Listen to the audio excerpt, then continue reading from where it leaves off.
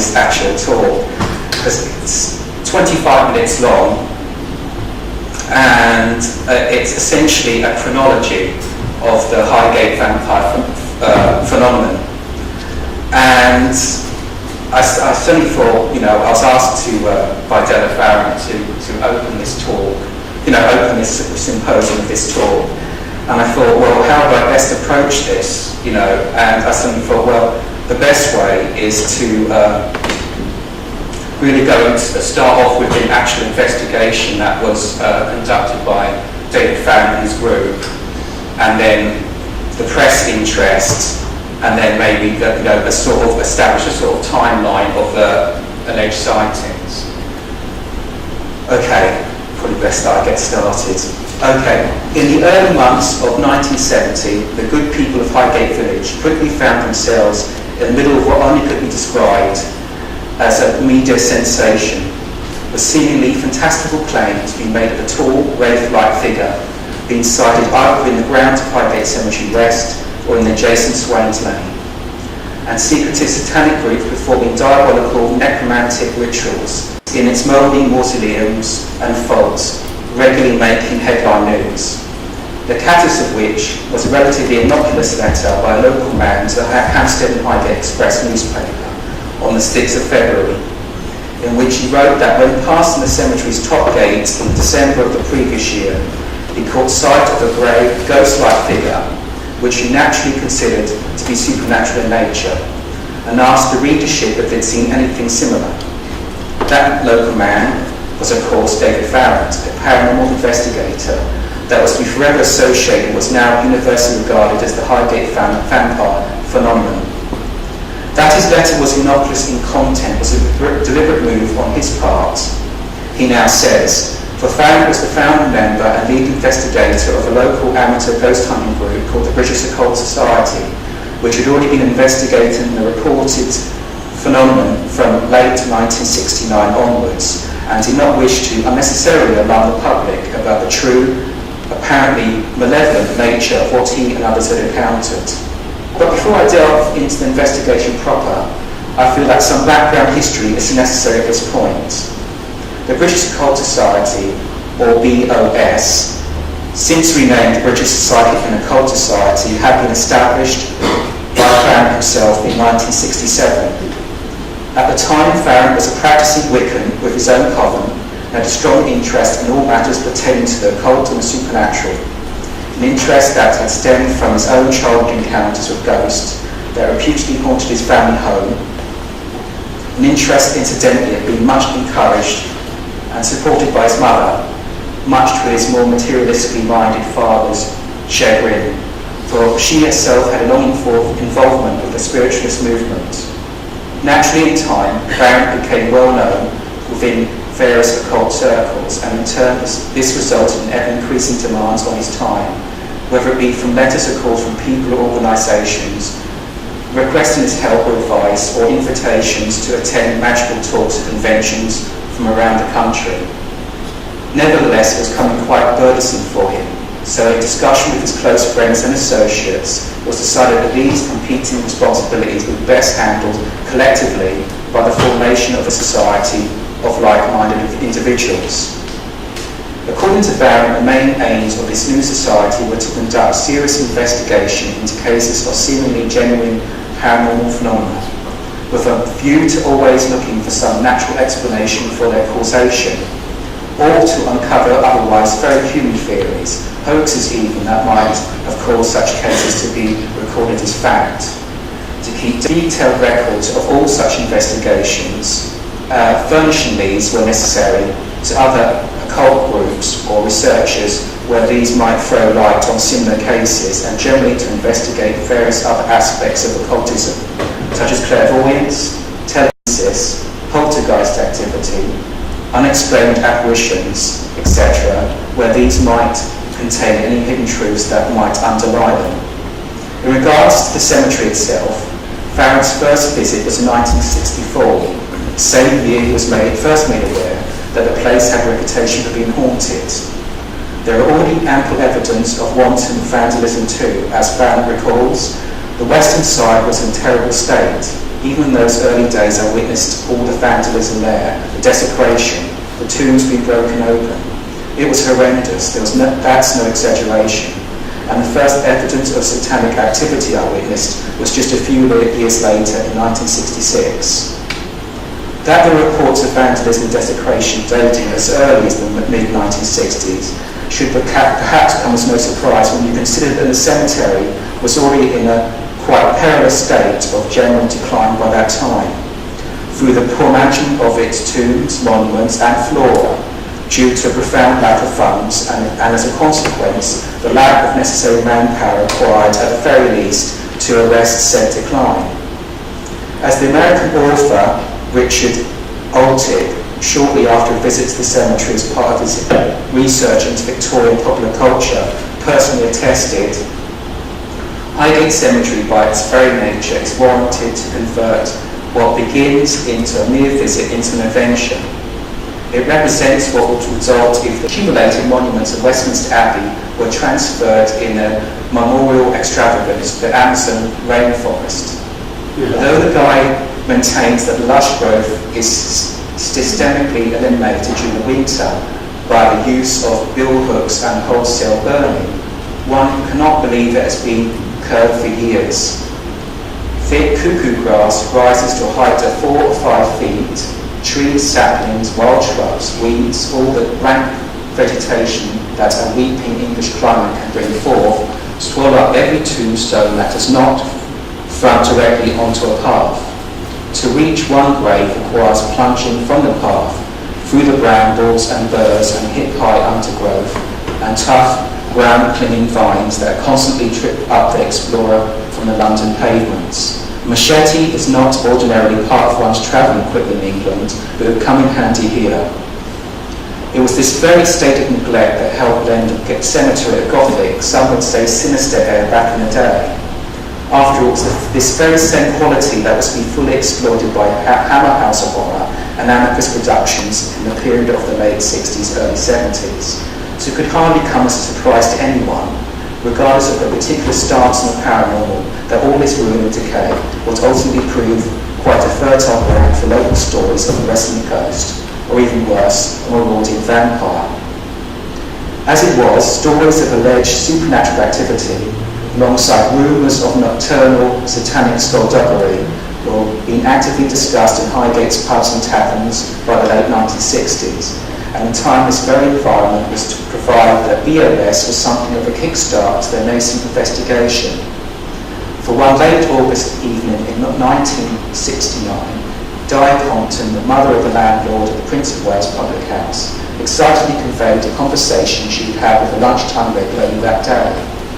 With Di acting as a go-between, the meeting was swiftly arranged between this gentleman, a resident of North Hill and found at the Red Lion and Sun. During this rather hushed rendezvous, Farron learned that a man who settled upon the pseudonym Thornton for the benefit of his career as a respected chartered accountant had a very strange experience in Highgate Cemetery West. Thornton, a smartly dressed man in his late 30s, just a few weeks previously, having found himself an unusually empty diary of appointments, decided to follow up his usual lunch hour and deal at Highgate Village with a leisurely stroll around the cemetery. A keen amateur photographer, over the 2 hours following, carefully composed shots of stone angels and obscure monoliths until the distant ringing of a bell signalled that the cemetery gates were soon to be locked. Thornton relayed to Farron with some embarrassment what happened next, and Farron in turn published the full account in his 1991 book Beyond the Highgate Vampire. Not being a superstitious person or even believing in the existence of ghosts, he walked calmly around looking for the gate when suddenly became aware of the presence of something behind him. Swinging around less than 6 feet away, he saw a tall, dark spectre hovering just above the ground. He found himself transfixed to the spot, completely unable to move, drained of energy by some powerful hypnotic force that in a matter of seconds rendered him unconscious by any time, sense of time or his surroundings. So great was the intensity of this force that he remained like this for several minutes, or what seemed like several minutes to him, before the spectre abruptly vanished and he slowly regained his normal faculties. Farron found Thornton's account most intriguing. He seemed to be a thoroughly sincere and logical person, and therefore not the type liable to fantasy or exaggeration. That he had seen something, there seemed little doubt, but what was especially interesting was that he thought that the entity had somehow been actively seeking him out to cause him actual physical harm. An uncommon occurrence with reports of ghostly confrontations, and ghosts themselves rarely reported as exercising any physical control over their human counterparts. It was a fair conclusion then that the phenomenon definitely malevolent by nature. A few months later, another contact in the village helped arrange a meeting between Van and an elderly female friend who had told of a terrifying experience in Swains Lane a few days previously. Approaching 70 years of age, but still very sprightly, this lady, who lived in the first floor apartment on the Holly Lodge estate, twice a day walked a small dog up and down Swains Lane, until one evening in September 1969 she experienced nothing untoward. But on a fateful evening, as she was walking the dog past the cemetery's main gates, something inside the West Cemetery caught the animal's attention. Alarmed by the dog's sudden barking and growling, the lady followed its line of vision and was startled to see a tall, dark man hovering just above the ground inside the gates. As he floated towards her, the witness recalled that the strange man vanished before her eyes as swiftly as he had appeared. 7 more people were interviewed in the following weeks, but again, most of these accounts turned out to be second-hand reports or exaggeration of what had now become an already established rumour. Therefore, the next logical step seemed to pay a visit to Highgate Cemetery in daylight in order to check the site of the phenomenon's reputed appearances and perhaps discover some clues that could offer an explanation for these sightings by way of a hoax or otherwise. His first excursion to the grounds in 2 years was to prove something of an anticlimax, certainly at least in terms of substantiating the existence or otherwise of a supposed entity. However, he found himself physically shocked by the all too apparent increase in the vandalism. Vaults had been broken open and coffins quite literally smashed apart. One vault, quite close to where Thornton had allegedly encountered the entity, yawned open and within a skeleton half spilled out of its broken coffin. Another vault on the main pathway had been thus entered, and one of the coffins inside set alight. Although this vault had been padlocked and chained, the door was made of an iron grille and the vandalised coffin was available for all to see. Furthermore, it appeared that virtually no attempt had been made to repair any of the damage. Farrell decided that his next course of action, therefore, would be to visit the cemetery after dark. The winter solstice is held in pagan tradition as the night when spirits are empowered to return to Earth. So Sunday, December the 21st, shows itself as the most likely to yield a manifestation of any winged apparition. So around 11 p.m. on the proposed night, he set off for the cemetery. His intention had been to scale the main gates and once again head for the flat area of land near the Circle of Lebanon where Thornton's sighting had occurred.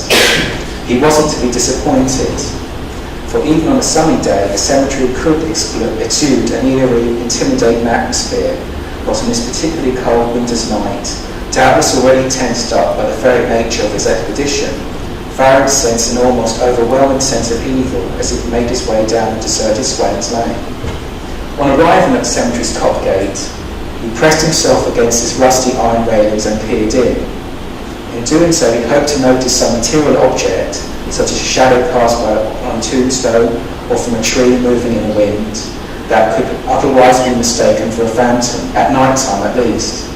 Objects near the gate itself, and which lined the pathway, were fairly easy for him to discern. But after 10 or so yards, the path disappeared into almost impenetrable blackness. Staring to this, perhaps due to some trick of the light, he caught the distinct impression of something moving. What appeared one moment to be a definite black-shaped shadow would suddenly alter its form or change identity. The wind moving through the undergrowth was probably the cause of this, he surmised, but nevertheless could such a natural optical effect be just the sort of explanation he was looking for? But just then, not 5 yards from where he stood, this black shape detached itself from the shadows and loomed huge and leering before him. He could see now that it was a dark, wraith-like figure, some 7 feet in height, which appeared to be hovering directly over the path. Transfixed, Farron watched as it moved closer, some 3 yards in front of him now. This afforded him a much clearer view of the figure, and he became aware of 2 faint points of red light suspended in the region of what appeared to be its head, although the rest of it had no particularly discernible features, apart from having a vaguely human shape. And with that, the surrounding area, already chilly from it being early winter, turned icy cold. As Farron recalled, the whole situation seemed unreal, like some unwanted dream, but with determined effort I tore my gaze away, realising that the entity was malevolent and had come under psychic attack. Farron then claims to have recited a Kabbalistic incantation, an occultic method by which malignant earthly influences can be negated, and it appeared successful. The entity promptly vanished and the temperature returned to normal, rather like that of a picture on a television set which had just been switched off. Now convinced that these ghost reports were authentic, Farron quickly convened a meeting of the BOS where it was decided that a continuous nightly vigil should take place at the cemetery, with 2 society members at a time being stationed in turn at the 2 places where the apparition had been seen to appear. Cameras and tape recorders would be set up. As yet, no psychic means, such as conducting a seance, for example, would be attempted to bring about the entity's materialisation. It was concluded that for the initial stages of the investigation, the gathering of evidence and observation was of greater importance than any attempt to make direct psychic contact. The entity's apparent malignant disposition was also of some concern to the group. Instead, the cemetery's history would be checked out, in particular sightings of any other unusual phenomena in the area that might be in some way connected. Anyone who laid claim to witnessing the entity would be interviewed and statements kept of their accounts. To obtain details of other sightings, it was agreed that a short and non-anonymous letter be sent to the local newspaper, inviting people to tell of any genuine experiences so that any subscribers could be interviewed firsthand. Just 2 weeks into the investigation, society were to be rewarded for their persistence as 2 separate sets of the nightly watchers saw the spectre for themselves. The first time it appeared behind 2 society members on watch at the Thornton spot. Swinging around as if compelled by some overwhelming impulse, they both saw the entity hovering behind, but just as abruptly it disappeared.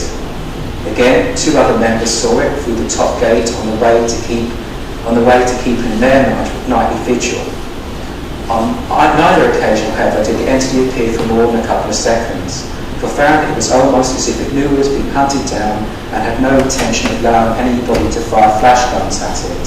And to this day, no one has succeeded in capturing the phenomenon on film. Farron's letter to the local paper was to prove much more fruitful, however. In the 6 weeks that followed, a number of people were to relay their own ghostly experiences in print.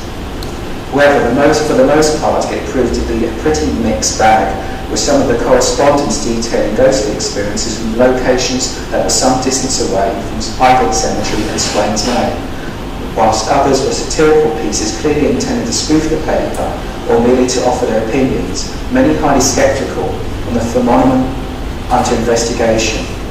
All in all, out of the 23 ghost letters published, there are 8 that more or less related to the locations concerned, 4 of which I will share with you now. A figure such as that seen by readers does haunt Highgate Cemetery. I caught sight of it while I was walking around the cemetery. Suddenly, from the corner of my eye, I saw something move and immediately looked around to see a form moving behind some gravestones. My first reaction was that it was somebody knocking around, but looking back, it seemed strange that the thing made no sound and seemed to disappear into nowhere. That was from D. Winborn on February the 20th, 1970. The ghost startled a friend and myself when we were returning home from night duty. Being nurses, we were able to deal with most situations, but the ghost, which appeared to be walking towards us from within the gate, sent us running up Swains Lane as fast as we could. Miss C. Stringer, a letter published in February the 20th, 1970.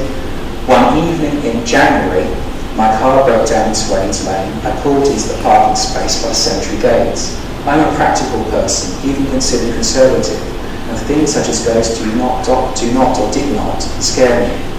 Suddenly, however, I noticed a terrible apparition glaring at me through the bars of the gate. Not being very brave, I turned and ran, tripping into a puddle and ruining my best suit. Scrambling to my feet, I took a quick glance over my shoulder, but to my great relief, the thing had gone. It never occurred to me it could be a vampire, but if it was, then I consider myself lucky to be alive. P.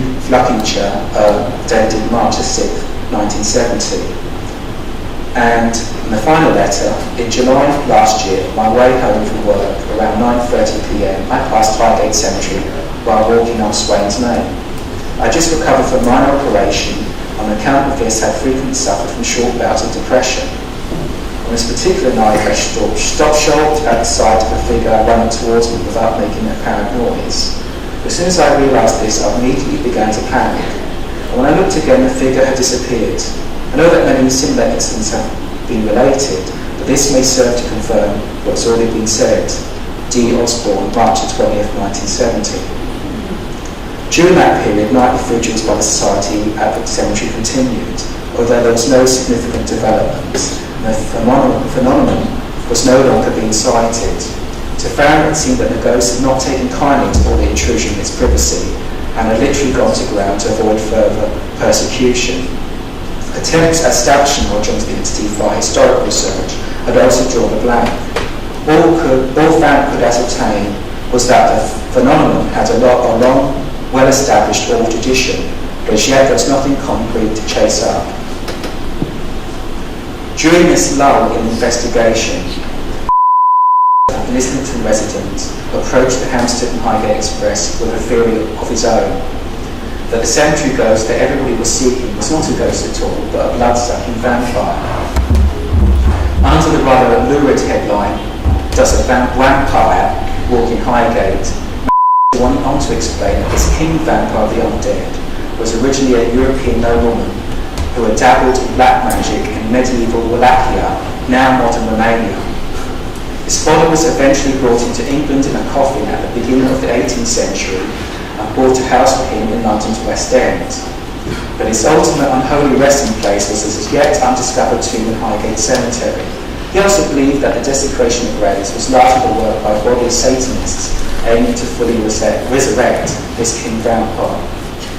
They learned about vampires from books by clergyman Reverend Montague Summers, an authority on the occult, but that Bram Stoker's novels were largely based on factual evidence that was personally relayed to him second-hand from others, adding with a flourish, when parts of Britain were plagued by vampirism centuries ago, Highgate area is the centre of a lot of activity that's been ever since. To say that this new theory proved controversial would be somewhat of an understatement. One of Britain's foremost contemporary exorcists, the Reverend John Neil Smith, was far from impressed, being of the opinion that the whole idea of vampires prowling cemeteries was probably a novelistic embellishment. And he had a point.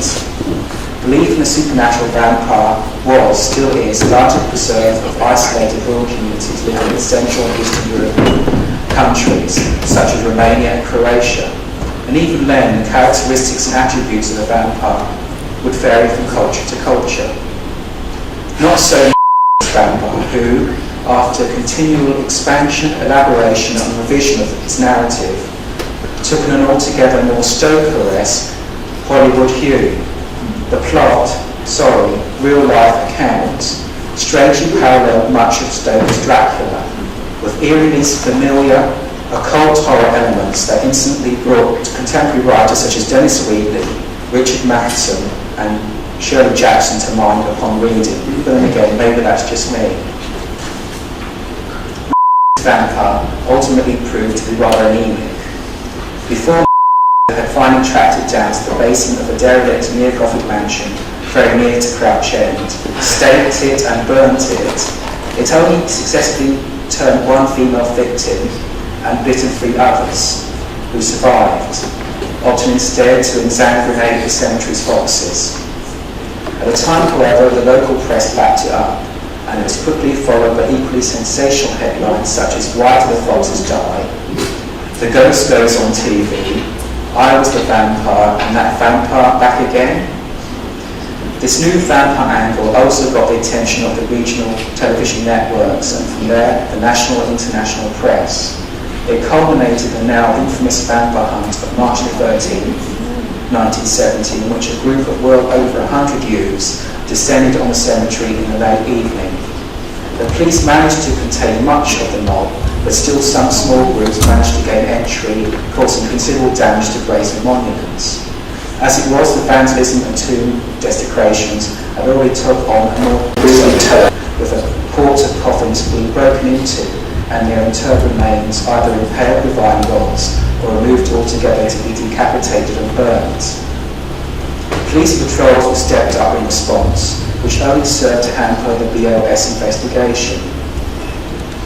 An initial attempt to form assailants by the group and contact the entity was interrupted by a police patrol, which led to Van being arrested and charged for being in an enclosed space for an unlawful purpose, though this purpose was not clarified in the charge itself. However, on that occasion, the case was dismissed by the magistrate as there was no intention by the defendant to damage coffins. The cemetery was not an enclosed area in a strict legal sense. From then on, it became increasingly difficult for the society to conduct any further investigations of making an without risking an interception by a police patrol.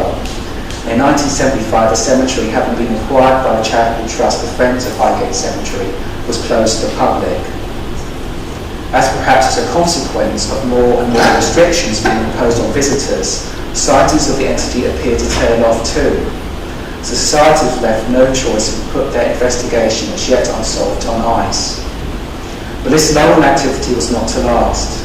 Over the next 20 or so years, both press and public interest remained undimmed, with Farrant, now forever associated with the Highgate Vampire case, receiving frequent requests by the media to pass comment on either it or other alleged paranormal phenomena. This interest, although very welcome, has proven somewhat of a burdensome distraction to society that already had its hands full dealing with numerous other ongoing investigations. The solution eventually arrived in the form of the Highgate Vampire Society, a popular membership group that had been established by local author and historian Jenny Lee Cobham. Cobham started the society in 1995 when she was researching material for a book published in the following year on ghosts in North London, including Highgate and the Barnet area. This was started mainly as a historical society, but in 1997, with the workload getting a bit too much, Cobham asked Farrant if he would be interested in taking this over from her and run it as a sister society to that of the British Psychic and Occult Society. Farrant agreed and kept the name and the membership she had gathered up to that point. One of the main aims of this newly acquired society was to become a repository for all history and written data concerning the Highgate Vampire. The society ultimately disbanded in 2001. With the coming of the digital age, was revived in electronic form as a Facebook group, now one of many, and one with its central ethos very much intact.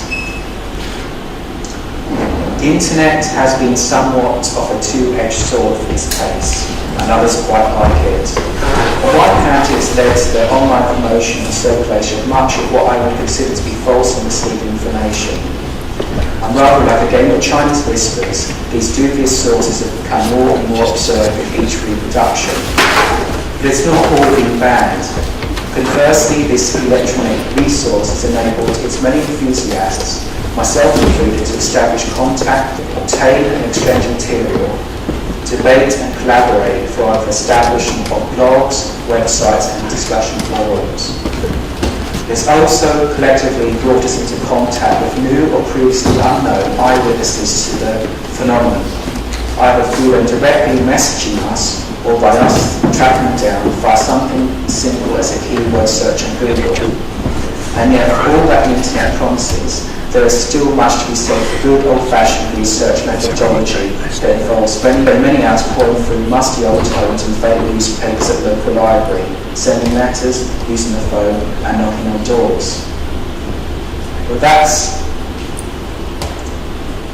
And you won't find a bigger advocate of this old-fashioned approach than my good friend and colleague Della Farrant, the creator and coordinator of this very symposium. and is largely thanks to her painstaking research alongside that of her husband's that a more extensive and a near timeline of sightings, a paranormal chronology of sorts, could be established. For example, up until the beginning of this decade, it was thought that the earliest late 20th century sighting of the entity on file was 1965. The one dating back to 1962 has since surfaced and been authenticated. Della's research has also opened up a rather intriguing possibility, only a possibility mind, that we could be dealing with not just one, but two distinctly different entities. And also of the need to perhaps extend our search to encompass not only that of Highgate Cemetery West and Swains Lane, but also Waterloo Park on the opposite side of the lane, as well as the neighbourhoods which run alongside the cemetery's northern, western and southern perimeter walls. The eyewitness report from 1962 was relayed to Della by Paul Quinn on behalf of his father Michael. Between 1960 and 1968, Michael was employed by Bates Nurseries, who leased land at the 2-acre site at the back of Highgate High Street, which continued to be used for the cultivation of plants, fruit and vegetables until 2013. The nursery had an amicable relationship with the superintendent of Highgate Cemetery, supplied flowers for graves maintained in perpetuity at a reduced rate, in return for the use of felled wood, compost and other green waste. As Paul recalls, I remember Dad telling me that we used to have permission from the people that ran the cemetery to collect bean sticks for growing the beans up at the nursery. One winter evening in 1962, my father and his workmate were collecting the wood. It was a cold evening anyway, but both of them felt chilled to the bone. Opposite them was a 6-foot wall, and they froze on the spot as they both saw a hooded figure rising above the wall. My father described it as something with a comical head, rather like a monk's hood. In another evening, this time in 1968, Michael was returning to the cemetery via Swains Lane, and he recalls glimpsing through the cemetery's top gate the figure of a darkly dressed man who looked like he was wearing a top hat, standing, or rather hovering, on a patch of mist some 15 feet down the path.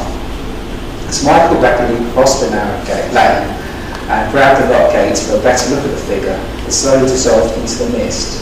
Michael states there was no noise of anyone running away. To my knowledge, the first ever mention in print of such a sighting of a darkly dressed man in a top hat was by one R. Doherty, who in response to David's letter to the Hampstead and Highgate Express in early 1970 stated that many tales are told about a tall man in a hat that disappears for a walk into the cemetery. Local superstition also has it that the bells of the old disused chapel inside the cemetery toll mysteriously whenever he walks.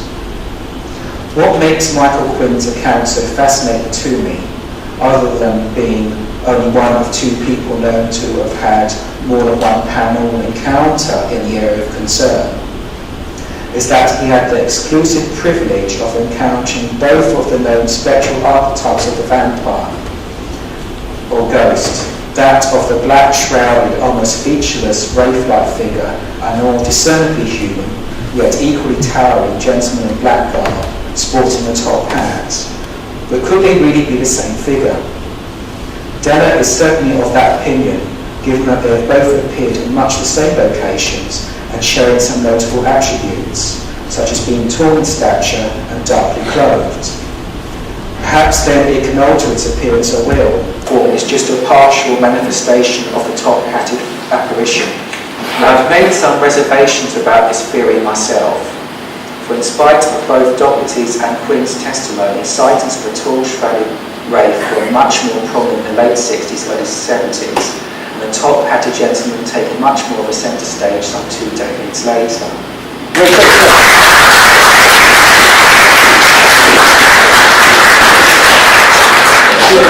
Even in a short space that we've had there is so much information on this case available that's been compiled over the years. In that short talk from Redmond, we saw all these various aspects of the Highgate case: the occult connection, vampire connection, supernatural ghost connection. These are the things that we're going to be exploring later on during the day. We're going to take a 10-minute break now just to set up the next section, and then when we come back we'll be talking about Highgate and the occult. Thank you.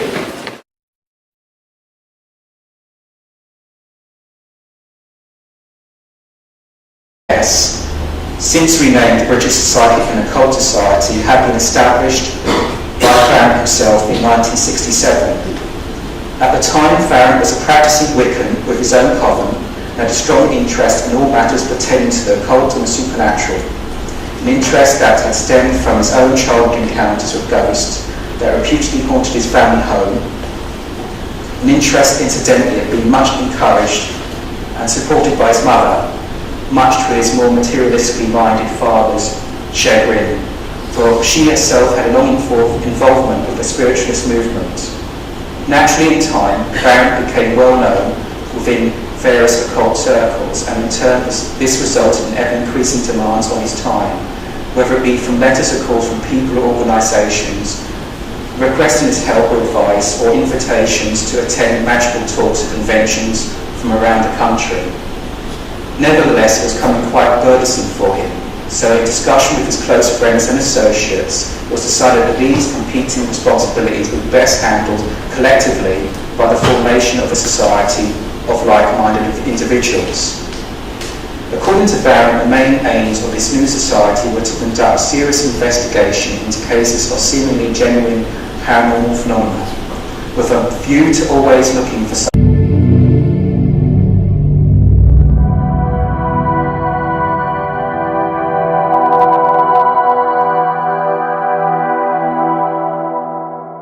probably it's best if I start to get started on this actual talk, because it's 25 minutes long, and it's essentially a chronology of the Highgate Vampire phenomenon.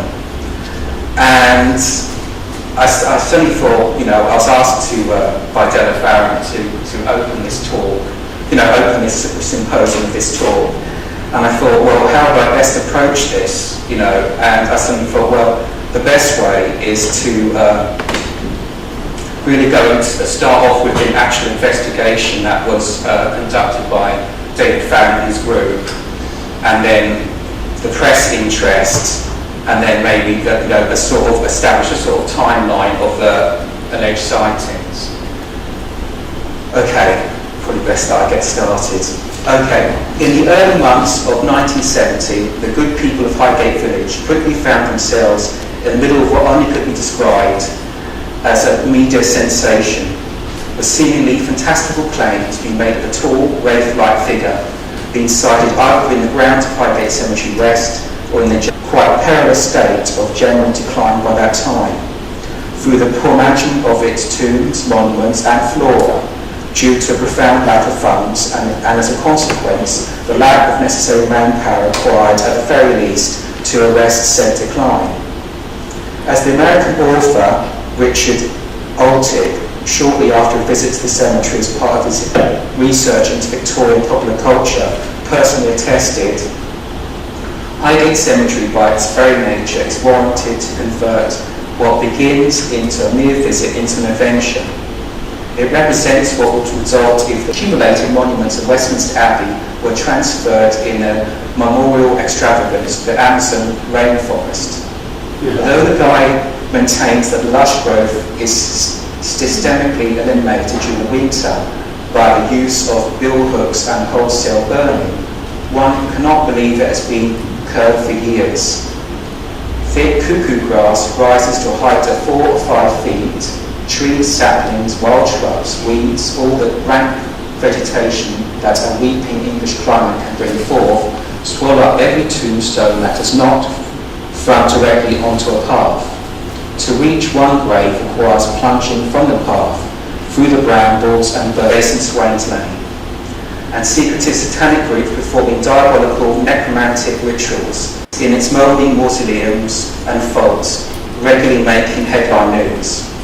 The catalyst of which was a relatively innocuous letter by a local man to the Hampstead and Highgate Express newspaper on the 6th of February, in which he wrote that when passing the cemetery's top gate in December of the previous year, he caught sight of a grey, ghost-like figure, which he naturally considered to be supernatural in nature, and asked the readership if they'd seen anything similar.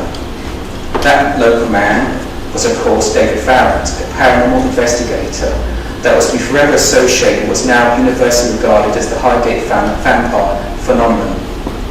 That his letter was innocuous in content was a deliberate move on his part. He now says, for Farrant was the founding member and lead investigator of a local amateur ghost hunting group called the British Occult Society, which had already been investigating the reported phenomenon from late 1969 onwards, and did not wish to unnecessarily alarm the public about the true, apparently malevolent nature of what he and others had encountered. But before I delve into the investigation proper, I feel that some background history is necessary at this point. The British Occult Society, or BOS, natural explanation for their causation, or to uncover otherwise very human theories, hoaxes even that might have caused such cases to be recorded as fact. To keep detailed records of all such investigations, furnishing these where necessary to other occult groups or researchers where these might throw light on similar cases, and generally to investigate various other aspects of occultism, such as clairvoyance, telekinesis, poltergeist activity, unexplained apparitions, etc., where these might contain any hidden truths that might underlie them. In regards to the cemetery itself, Farrant's first visit was in 1964, the same year he was first made aware that the place had a reputation for being haunted. There are already ample evidence of wanton vandalism too. As Farrant recalls, the western side was in terrible state. Even in those early days I witnessed all the vandalism there, the desecration, the tombs being broken open. It was horrendous, that's no exaggeration. And the first evidence of satanic activity I witnessed was just a few years later in 1966. That there are reports of vandalism and desecration dating as early as the mid-1960s should perhaps come as no surprise when you consider that the cemetery was already in a